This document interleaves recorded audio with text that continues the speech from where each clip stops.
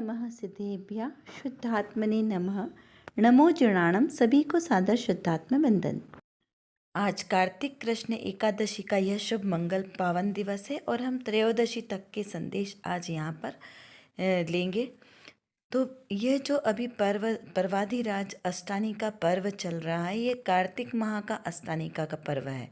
वर्ष में 3 बार अष्टानी का पर्व आते हैं और ये कार्तिक माह का अष्टानी का पर्व हमारे जीवन में नई चेतना लेकर आए, इस भावना के साथ हम भक्ति भावपूर्वक अष्टानी का पर्व की पूजन अर्चन करेंगे और साथ में ही आज जो यह संदेश प्रसारित हुआ है इसका मर्म भी समझेंगे। आज का यह संदेश बहुत ही सुंदर रत्नकरण जी शावकाचार्य जी की मंगलाचरण के रूप में जो पहली गाथा है उसके आधार से लिया गया है। यहाँ पर आचार्य समंतभद्र स्वामी कहते हैं कि जिन्होंने ज्ञानावरणादिक कर्म रूपी पाप का नाश किया है, जिनका केवल ज्ञान लोकाकाश रहित सहित तीनों लोकों के विषय में दर्पण के समान वर्त रहा है, ऐसा श्री वर्धमान स्वामी को नमस्कार हो। यहाँ पर वर्धमान स्वामी को नमस्कार किया है मंगलाचरण के रूप में। तो वो वर्धमान स्वामी कैसे हैं? नमः श्री वर्धमानाय निर्धूत कलिलात्मने सालोकानां त्रिलोकानां यद्विद्यादर्पणायते। यानी जिन्होंने ज्ञानावर्णादिक 8 कर्मों का पूर्णतः नाश कर दिया है, द्रव्य कर्म, भाव कर्म और 9 कर्म से जो रहित हो गए हैं, जिनका केवल ज्ञान रूप प्रकाशित हुआ है। और वो केवल ज्ञान कैसा है? लोकालोक को दिखाने वाला दर्पण के समान। कौन सा? लोक और अलोक कि भूत भविष्य वर्तमान तीनों कालों को एक साथ जिस ज्ञान में झलकता है, ऐसा वह भगवान का केवल ज्ञान है। क्योंकि केवल ज्ञान को दर्पण के समान कहा है कि जिस प्रकार दर्पण में संसार की समस्त वस्तुएं झलकती है, उसके अंदर नहीं होती है, और ना ही दर्पण का उपयोग उन ज्ञेयों को जानने में लगता है, मात्र वो उनके ज्ञान में, उस दर्पण के ज्ञान में झलकती है, प्रतिबिंबित होती है। तो जिस प्रकार दर्पण में वस्तुएं प्रतिबिंबित होती है, अच्छी या बुरी, उसी प्रकार जो वीतरागी अरहंत परमात्मा है, केवल ज्ञानी है, उनके ज्ञान में इतनी विशुद्धि होती है, इतनी स्वच्छता होती है कि उनके ज्ञान में संसार के समस्त वस्तुएं, 3 लोक 3 काल की और समस्त जीवों की, भूत भविष्य वर्तमान की अनंत पर्याय दर्पण के समान झलकती है। अनंत भगवान का उपयोग किसी के कार्य में नहीं लगता है, किसी को जानने में नहीं लगता, मात्र उनके ज्ञान का ज्ञेय है। ऐसे केवल ज्ञान की विशेष रूप से महिमा यहाँ पर बताई है और यह महिमा एकमात्र वीतरागी भगवंतों के ही होती है, जो केवल ज्ञान रूपी लक्ष्मी, अन्य कहीं पर भी यह नहीं होती है। ऐसा स्पष्ट केवल ज्ञान जानने वाले अनंत भगवान को नमस्कार किया गया है। द्रव्य गुण पर्याय से यहाँ पर नमस्कार करते हुए ये मंगलाचरण रूप में दिया गया है छंद कि हमारा भी मंगलमय हो। क्यों? क्योंकि भगवान जो उत्कृष्ट जीव होते हैं वो मंगल स्वरूप होते हैं। व्यवहार से कहने में आता है कि द्रव्य मंगल, क्षेत्र मंगल, काल मंगल, भाव मंगल, भव मंगल। तो ऐसे ही मंगल स्वरूप सर्वोत्तम अरहंत परमात्मा है और वे हमारे जीवन में भी मंगल रूप को प्रकाशित करें। निर्विघ्न हमारा भी जीवन ऐसा ही केवल ज्ञान रूपी लक्ष्मी को प्राप्त करके शाश्वत सुख को प्राप्त करे, सिद्धालय में ऊर्ध्वगमन करके उस मतलब लोक के अग्रभाग में जाके विराजमान हो। ऐसी उत्कृष्ट भावना के साथ यहाँ पर मंगल स्वरूप वर्धमान स्वामी को नमस्कार किया गया है। देखिए, मंगलाचरण 3 प्रकार से किया जाता है: आदि मंगल, मध्य मंगल और अंत मंगल। इसका प्रयोजन क्या है? क्योंकि निर्विघ्न हमारे कार्य की सिद्धि हो, पुण्य की प्राप्ति हो, पाप का परिहार हो। इस प्रकार से उत्कृष्ट भावना के साथ मंगल करने का विधान आचार्य देवों ने बताया है। ऐसे ही अपने आत्मस्वरूप की प्राप्ति के लिए मंगल में मंगलाचरण से अनंत प्रभु हमारे ज्ञान का ज्ञेय बने, ध्यान का ध्येय बने और हमारे अंदर में ऐसे ही मंगलमय केवल ज्ञान की प्राप्ति हो, इसी भावना के साथ हमने मंगलाचरण किया। अब छड़ाला जी की 6 ढाल का जो 15 नंबर का दोहा है उसके आधार से हम मंगलाचरण करते हैं, जिसमें बताया है कि किस प्रकार से राग दुख रूप है और एकमात्र ज्ञान ही सर्व समाधान का कारण है। सम्यक ज्ञान ही हमारे सच्चे सुख का साधन है। तो चलिए पढ़ते हैं पहले आज का यह संदेश दोहा। यह राग आग दहे सदा ताते समामृत से ये, चिर भजे विषय कषाय अब तो त्याग निज पद बेये। कहाँ रच्यो पर पद में ना तेरो पद यहे, क्यों दुख सहे अब डोल हो सुखी, स्वपद रचि दाव मत चूको यहे।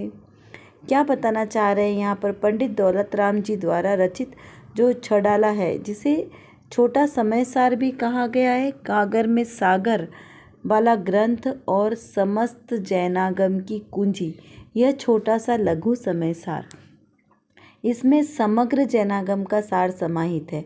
यहाँ पर जो छठी ढाल है इसमें मुनिराज के स्वरूप का वर्णन कहा है, और यहाँ मुनिराज के स्वरूप का वर्णन करते हुए क्या कहा कि यह राग आग दहे सदा। ये जो राग रूपी आग है वो कैसी है, दावानल के समान है। देखिए, आप छोटी मोटी अग्नि को तो बुझा सकते हैं, लेकिन जो दावानल यानी जंगल में लगने वाली अग्नि को बुझाना कितना मुश्किल होता है। तो ऐसा ही ये राग है, इससे दूर होना, इससे विरक्त होना, यह बहुत ही मुश्किल कार्य है।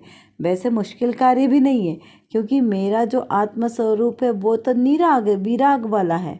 तो अपने स्वरूप की प्राप्ति करना कोई मुश्किल कार्य नहीं है, लेकिन मुश्किल हमें इसलिए लगता है क्योंकि अनादिकाल की हमें ऐसी आदत पड़ चुकी है राग में लिप्त रहने की। तो राग से रहित हम अपने आप को अनुभव नहीं कर पाते, इसलिए हमें वो बड़ा मुश्किल लगता है। लेकिन ये कहा है कि जब आपको अपना आत्मज्ञान होता है, अपने आत्मा का स्वरूप पता चलता है, तो सहज ही ये राग विगलित हो जाता है, यानी राग छूट जाता है, उसे छोड़ना नहीं पड़ता। क्या कहा, चिर भजे विषय कषाय अब तो त्याग निज पत बेय। तो वो अपना आत्मस्वरूप हमें कब प्राप्त होगा, जब हम विषय कषायों से विरक्त होंगे, इनके त्याग पूर्वक हमें अपना आत्मस्वरूप समझ में आएगा, उसका हमें ज्ञान होगा। तो यहाँ पर कहा कि कहाँ रच्यो पर पद में, हम कहाँ तक पर पद में यानी पर द्रव्यों में, पर पदार्थों में, पर विषयों में अभी तक रमते आ रहे हैं, क्योंकि अनादिकाल से हमारी बुद्धि पर पदार्थों में ही लग रही है ना। पर ये सब मेरे नहीं है। क्या कहा यहाँ, आचार्य देव कह रहे हैं कि हे जीव, तू अनादिकाल से पर में भ्रमण करता आ रहा है, पर द्रव्य को अपना मानता आ रहा है, और इसी कारण तुझे अभी तक सुख की प्राप्ति नहीं हो रही है, और तू अनादिकाल से दुखी हो रहा है। जब जब जिन जिन को तूने अपना माना, वहाँ वहाँ तुझे दुख हुआ। क्यों? क्योंकि वो तेरे नहीं है, और वो तेरे नहीं है इसलिए वहाँ पे दुख तो मिलना ही था। तो अब अगर तुझे अपना कल्याण करना हो, सच्चे सुख की प्राप्ति करना हो, सुखी होना हो, तो क्या करना है, अपने स्वपद में रमण करो, स्वपद में लीनता करो। स्वपद यानी अपनी आत्मा में लीनता करो, अपने स्वरूप को जानो, पहचानो, उसका श्रद्धान करो, तभी तुम्हें सच्चा सुख प्राप्त होगा। और यह जो मनुष्य भाव मिला है ना, चिंतामणि रत्न के समान अति दुर्लभ, यह बहुत मुश्किल से मिला है, दुर्लभता से मिला है। तो यह दाव चूकने जैसा नहीं है। बुद्धिजन समय का मूल्य समझते हैं, इसलिए जिसने समय का मूल्य समझा उसका तो बेड़ा पार होता है, उसे सफलता मिलती है। लेकिन जो समय रहते हुए समय के मूल्य को नहीं जानते, वो कैसे होते हैं, विफल होते हैं। तो यहाँ आचार्य देव हमें समझा रहे हैं कि हे जीव, तू ज्ञानी है, तूने मनुष्य गति को धारण किया है, उस पर जैन कुल और जिन शासन को समझने की रुचि, तो अब तुझे समय गंवाने जैसा नहीं है। अब बुद्धिपूर्वक आत्मकल्याण में लग जा। यहाँ पे श्री गुरुदेव पूरा यहाँ पर हमें समय सार समझा रहे हैं, संसार का स्वरूप बता रहे हैं। पहली ढाल में क्या है, चार गति के दुखों का स्वरूप बताया है। तो चार गति के दुखों का स्वरूप बताते हुए दूसरी ढाल में यह बताया है कि कैसे जीव सभी द्रव्यों से निराला है। सभी द्रव्यों में एकमात्र जीव द्रव्य ऐसा है जिसमें चैतन्य शक्ति है। तो चैतन्य शक्ति का धारी मैं स्वयं हूँ ना, मैं स्वयं ही जीव द्रव्य हूँ। तो कैसा मैं अन्य पदार्थों से, अन्य द्रव्यों से भिन्न हूँ, एकमात्र चेतन स्वरूपी वाला। तो ऐसे इस चेतन स्वरूपी जीव द्रव्य के आश्रय से ही मुझे सुख की प्राप्ति होने वाली है। क्यों? क्योंकि अनंत सिद्धों ने, अनंत अरिहंतों ने, अनंत वो भावी से चलते फिरते सिद्ध आचार्य आदि साधु परमेष्ठी भगवंत ने इसी मार्ग का अनुसरण करके सच्चा सुख प्राप्त किया है। तो मैं भी इसी मार्ग का अनुसरण करके सच्चा सुख प्राप्त कर सकता हूँ, ऐसा यहाँ पर हमें श्री गुरुदेव संदेश देते हैं। देखिए अब जो ये अगला जो संदेश हमें प्राप्त हुआ है ना, जो पूज्य गुरुदेव श्री के आधार से, उसमें भी क्या बताया है कि एक द्रव्य दूसरे द्रव्य का कर्ता नहीं है। और हम अनादिकाल से क्या मानते आ रहे हैं कि पर पदार्थ मुझे सुखी दुखी करने वाले हैं। किसी ने हमें अच्छा बोला तो हम सुखी हो गए, किसी ने हमें बुरा बोला तो हम दुखी हो गए। तो क्या मेरे सुख दुख का रिमोट कंट्रोल किसी और के हाथ में है? नहीं, ऐसा नहीं है। सुख और दुख मेरे ही ज्ञान की परिणति है। मैं अपने ही ज्ञान से सुखी हो सकता हूँ और अपने ही अज्ञान के कारण मैं दुखी हो सकता हूँ। तो यहाँ पर ये सुख, मुझे सुखी होना है या दुखी होना है, इसका निर्णय मुझे स्वयं को करना है, कोई और इसका निर्णय नहीं करेगा। देखो यहाँ संदेश में क्या लिखा है, इसको पढ़ते हैं। कर्ता एक द्रव्य हो और उसका कर्म दूसरे द्रव्य की पर्याय हो, ऐसा कदापि नहीं हो सकता। एक द्रव्य का कर्ता अन्य द्रव्य हो तो दोनों द्रव्य एक हो जाएं, क्योंकि कर्ता कर्मपना अथवा परिणाम परिणामीपना एक द्रव्य में हो नहीं सकता। यह सिद्धांत है। जैसे कोई बीमार हुआ है तो उसे दवाई दी। अब किसी को मलेरिया हुआ मान लो, या कैंसर हुआ, और उसको दवाई कड़वी लग रही है, तो वो क्या बोलेगा कि मुझे ये दवाई नहीं खानी। छोटा बच्चा है तो क्या उसकी, छोटे बच्चे की मम्मी अगर दवाई खा लेगी, क्योंकि बच्चे को कड़वाने उसको दुखी नहीं कर सकते ना, तो क्या उसका रोग ठीक हो जाएगा? नहीं। जिसको रोग हुआ है उसी को दवाई भी खानी पड़ेगी, तभी उसको रोग निरोग होगा। तो वैसे ही करे कोई और उसका फल किसी और को मिले, ऐसा नहीं हो सकता। अपने कर्म सिवाय जीव को कोई न फल देता कुछ भी। क्या कहा कि जो जैसा कर्म करेगा उसको वैसा ही फल मिलेगा। यहाँ एक द्रव्य दूसरे द्रव्य का कुछ करता नहीं है, ना तो कोई किसी का उपकार करता है, ना ही कोई किसी का अपकार करता है। तो प्रत्येक द्रव्य स्वतंत्र है, अपने अपने ही क्रिया परिणाम के करता है। तो यहाँ एक कर्ता एक द्रव्य हो और उसका कर्म दूसरा द्रव्य हो, दूसरे द्रव्य के पर्याय हो, ऐसा कभी तीन काल में भी नहीं हो सकता, क्योंकि ये अकाट्य नियम है जिन शासन का। अब एक द्रव्य का धर्म का कर्ता यदि हम अन्य द्रव्य को माने तो क्या हो जाएगा? यहाँ सिद्धांत का लोप हो जाएगा, तो सारी वस्तु व्यवस्था ही बिगड़ जाएगी। तो यहाँ पर वस्तु व्यवस्था बहुत सुनिश्चित की गई है। जैसे अन्य लोग कहते हैं ना कि किसी ने शस्त्री का निर्माण किया और किसी ने उसका श्रृंगार कर दिया। कोई श्राप कहता है कि अरे हम इसे श्राप देंगे तो ये इसका अच्छा होगा, इसका बुरा होगा। तो ऐसा कुछ भी होता नहीं है। डॉक्टर की दवा खाने से भी कोई रोग निरोग नहीं होता, यानी कोई किसी के करने से नहीं होता। वो तो जीव का स्वयं का ही ऐसे परिणमन होगा, उसकी योग्यता होगी। तो ऐसा कहने में आरोप आता है। वो मात्र निमित्त है, हाजिर निमित्त, कुछ करता नहीं है, अकिंचित करे। लेकिन यदि कार्य को सिद्ध होना होगा तो उस समय ऐसा निमित्त पर आरोप आता है कि इसकी वजह से ऐसा हुआ। लेकिन एक्चुअली में किसी की वजह से कोई कार्य नहीं होता। कार्य सब अपनी अपनी योग्यता के अनुसार होता है, मात्र ऐसा कहने में आता है। ये बहुत ही सूक्ष्म विषय है, लेकिन समझने योग्य है। जिसने ये कर्ता कर्म का विषय समझ लिया ना अच्छी तरीके से, उसको कभी भी कोई परेशानी नहीं होगी, और उसका जिनशासन भी हमेशा सुरक्षित है, और मोक्ष भी नियम से उसका होने वाला है निकट भाव में। अब कब होगा ये सब जीवों की अपनी अपनी योग्यता पर डिपेंड करता है। तो यहाँ पर कर्ता और कर्मपना दोनों, कर्ता कर्म, निमित्त नैमित्तिक संबंध, निमित्त और उपादान, ये सारे ये जो मूल सिद्धांत है ना, इसका अभ्यास होना बहुत आवश्यक है। तो इसका जितना अभ्यास करेंगे उतना यह विषय हमें सरल लगेगा। हमें इसका सार रूप से तो कितना समझना है कि कोई भी किसी का अच्छा बुरा करने में निमित्त नहीं है।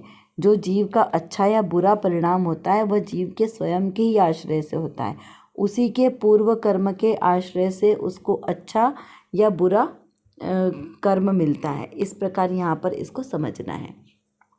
देखो यहाँ कहा है कि मुमुक्षुओं तथा ज्ञानियों को अपवाद मार्ग का या उत्सर्ग मार्ग का आग्रह नहीं होता, परंतु जिससे अपने परिणाम में आगे बढ़ा जा सके उस मार्ग को ग्रहण करते हैं। किंतु यदि एकांत उत्सर्ग या एकांत अपवाद है अगर तो हट करे तो उसे वस्तु के यथार्थ स्वरूप की खबर ही नहीं है। क्या कहा यहाँ पर कि यदि हम निमित्त नैमित्तिक संबंध को, वस्तु व्यवस्था को नहीं समझेंगे तो क्या होगा, स्वच्छंदता ग्रहण होगी। और जो मुमुक्षु हैं, जो मतलब मोक्ष के इच्छुक है, या जिसे ज्ञानी कहा, ज्ञानी किसे कहा, जिसे स्वद्रव्य और परद्रव्य का, ज्ञेय का, ज्ञायक का अच्छी तरीके से ज्ञान है कि कौन ज्ञाता और कौन ज्ञेय। तो इस प्रकार जिसे ज्ञान है वह कभी भी भूल नहीं करता। तो ऐसे ज्ञानी जीवों को अपवाद मार्ग यानी जो व्यवहार मार्ग है या जो सत्य मार्ग नहीं है उसका उन्हें आग्रह नहीं होता। क्यों? क्योंकि उन्हें वस्तु व्यवस्था का अच्छी तरीके से भान है ना। यदि हम वस्तु तत्व को अच्छे से नहीं समझेंगे तो यहाँ बहुत सारे विरोध खड़े हो जाएंगे। जैसे कमलिनी पत्र के स्वभाव में ही रोम होने के कारण क्या होता है कि वो पानी उसके ऊपर ठहरता नहीं है, पानी की बूंदें उस पर ठहरती नहीं है और वह उसको स्पर्शित भी नहीं है। वैसे ही सम्यक दृष्टि धर्मात्मा, जिसको सम्यक दर्शन में आत्मा प्राप्त हो गया है, उसे के कर्म के बंधन उसे रहते ही नहीं है और आगामी कर्म का लेप भी नहीं होता। क्यों? क्योंकि संसार की वृद्धि ही नहीं है उसको समझ में आ गया है कि मैं आत्मा कौन है और परद्रव्य कौन है। तो ऐसे सम्यक दृष्टि धर्मात्मा को मिथ्यात्व और अनंतानुबंधी कषाय का तो सर्वथा अभाव ही हो गया है, क्योंकि तीव्र कषाय के उदय से होती है ना, तो ऐसे तीव्र कषाय का तो उसे उदय है ही नहीं। और जो अन्य कषाय हैं, कौन सी, अप्रत्याख्यानावर्णी, प्रत्याख्यानावर्णी और संजुलन कषाय, ये 3 कषाय चौकड़ियाँ हैं, इसका भी यथासंभव अभाव धीरे धीरे हो जाता है। क्योंकि जैसे जैसे आत्मा की विशुद्धि बढ़ती जाएगी वैसे वैसे कषाय की भी मंदता होती जाएगी। और इसीलिए संसार में रहते हुए भी वो जीव कैसा है, जल से कमलवत निर्लिप्त रहता है। इस प्रकार से ये अष्टपाहुर जी के भाव पाहुर जी में भी बहुत सुंदर इसका वर्णन आया। तो वैसे ही जीव, जो ज्ञानी जीव है, वो जानता है कि राग मेरा स्वभाव नहीं है, कर्म का बंधन मेरे आत्म स्वभाव में नहीं है, मेरे द्रव्य स्वभाव में नहीं है। यह तो कैसा है, ऊपर ऊपर होता है। क्योंकि आत्मा जब विभाव रूप परिणमन करता है तब कर्म बंधते हैं, और वो कर्म जो बंधेंगे तो वो उदय में भी आएंगे। तो यहाँ पर जो ज्ञानी जीव है वो मात्र कर्म के उदय में ज्ञाता भाव से जानता है, उसमें अपना जुड़ान नहीं करता। क्योंकि जब जीव जुड़ान करेगा तो उससे क्या होगा, नवीन कर्म का बंधन होगा, और नवीन कर्म बंधेंगे तो फिर से संसार का परिभ्रमण होगा। तो ऐसा ज्ञानी जीव परद्रव्य को अपना नहीं मानता, परद्रव्य की क्रियाओं को पररूप जानता है और स्वद्रव्य की क्रिया को स्वरूप जानता है। इसीलिए उसे स्वच्छंदता ग्रहण नहीं होती है। वो उसे अच्छी तरीके से पता है कि जो बाहर में सच्चे देव शास्त्र गुरु की पूजन भक्ति का भाव तो जीव को आएगा ही आएगा, लेकिन इसमें धर्म नहीं है। धर्म एकमात्र मेरे आत्म स्वभाव के आश्रय से है। तो ये जो पूजा भक्ति भी करेगा ऐसा उसका निषेध नहीं करेगा, लेकिन पूजन भक्ति करते हुए भी दृष्टि कहाँ रहेगी, अपने ध्रुव स्वभाव पर, अपने चैतन्य स्वभाव पर। देखो व्यवहार से कहने में तो आ जाएगा कि ये मेरे माता पिता है और उनके लिए जो यथा योग्य है उतना आदर सत्कार सम्मान विनय सब कुछ करना है, क्योंकि विद्या ददाति विनया, यहाँ पर किसी का अविनय नहीं करना है, अपमान नहीं करना है। लेकिन अंतर में तो क्या उसको ज्ञानी जी को क्या धारणा है, मैं एक हूँ, अकेला हूँ, अहमिको खलु शुद्धो, ये पर पदार्थ मेरे संयोग के कारण हुए हैं, क्योंकि कर्मों के संयोग से मुझे ये शरीर धारण करना पड़ा वर्णादिक कर्मों के कारण, और इन कर्म के संयोग से ही मुझे यह सब माता पिता स्त्री पुत्र घर कुटुंब ये सब मिला। संयोग 9 कर्म का संयोग है ना, तो 9 कर्म द्रव्य कर्म और भाव कर्म ये तीनों एक साथ उदय में आते हैं ना, तो इन सब के कारण मुझे यह सब संसार का जो स्वांग है वो सब रचा गया है। लेकिन मैं इससे निराला हूँ ऐसा वो द्रव्य स्वभाव में जानता है, तो क्या होगा, संसार में रहकर भी संसार से निर्लिप्त रहता है।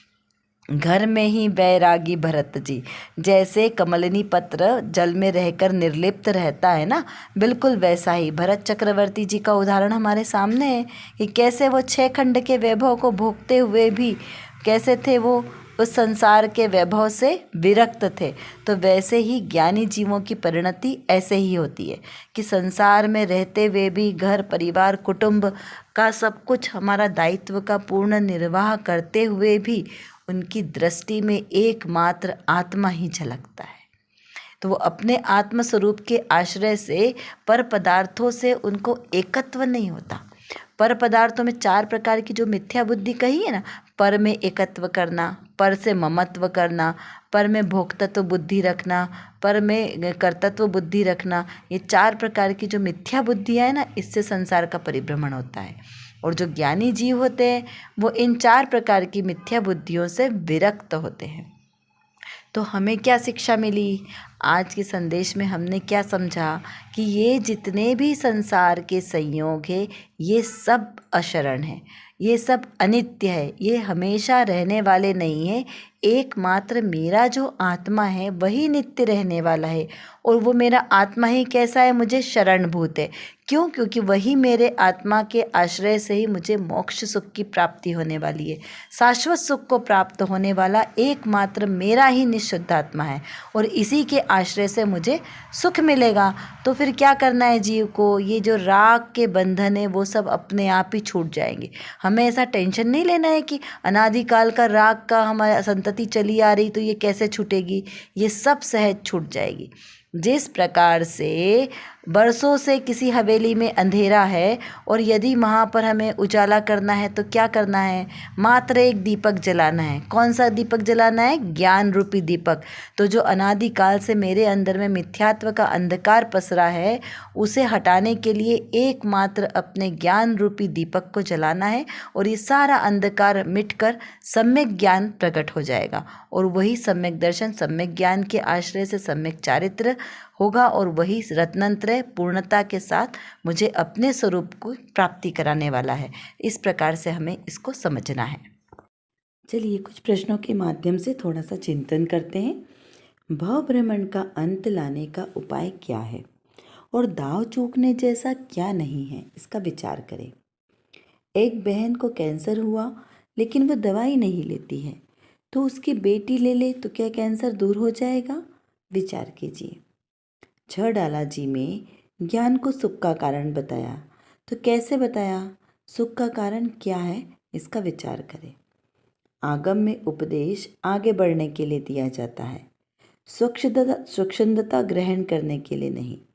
तो विचार करें कि कहीं हम द्रव्यानियोग और चरणानियोग दोनों की बातों को पढ़कर स्वच्छंदी तो नहीं बन रहे हैं, क्योंकि चारों ही अनियोग की विषय वस्तु अलग अलग है। सब में अलग अलग तरह से अपेक्षा कथन कहा है, लेकिन सबका जो मूल उद्देश्य है वो वीतराग का पोषण करना है। तो विचार करना है कि हमें स्वच्छंदता तो नहीं आ रही है। कमलनी पत्र के उदाहरण में किस प्रकार आत्मा को कर्मों से और कषायों से भिन्न बताया है, इसका हमें विचार और चिंतन करना है कि आत्मा किस प्रकार शरीर से और कर्मों से भिन्न है। कर विचार तो पाम, हम जितना विचार करेंगे उतना ही हमारा विषय क्लियर होगा, क्योंकि हमारे पास समय की कमी है और जानना बहुत ज़्यादा है। और किसको जानना है? अपने ही ज्ञायक स्वभाव को जानना है। तो जब तक हम अपने इस ज्ञायक स्वभाव को नहीं जानेंगे तब तक हमारा कोई भी कार्य सिद्ध नहीं हो सकता। तो एकमात्र जो मेरे अंदर मतलब मेरे आत्म स्वभाव में जो ज्ञान नाम का विशेष गुण है, इस गुण को एकमात्र अपने ज्ञायक स्वभाव को जानने में लगाएं तो निर्विकल्प दशा की प्राप्ति होगी। और इस निर्विकल्प दशा के ही आश्रय से हमें शाश्वत सुख की प्राप्ति होगी। तो वो शाश्वत सुख हमें प्राप्त हो, इसीलिए पुरुषार्थ करना आवश्यक है। उसके लिए व्यवहार से तो सच्चे वीतरागी देवशास्त्र गुरु का आश्रय लेना योग्य है, और निश्चय नय से मेरी निज शुद्धात्मा का आश्रय लेना ही सर्वश्रेष्ठ उपाय है। अभी के लिए बस इतना ही। विशेष चर्चा हम आगे की कक्षाओं में करेंगे। तब तक हम अपने आत्मस्वरूप को जानें, पहचानें और उसी में लीन रहें। इसी विशेष मंगल भावना के साथ आप सभी को सादर जय जिनेंद्र।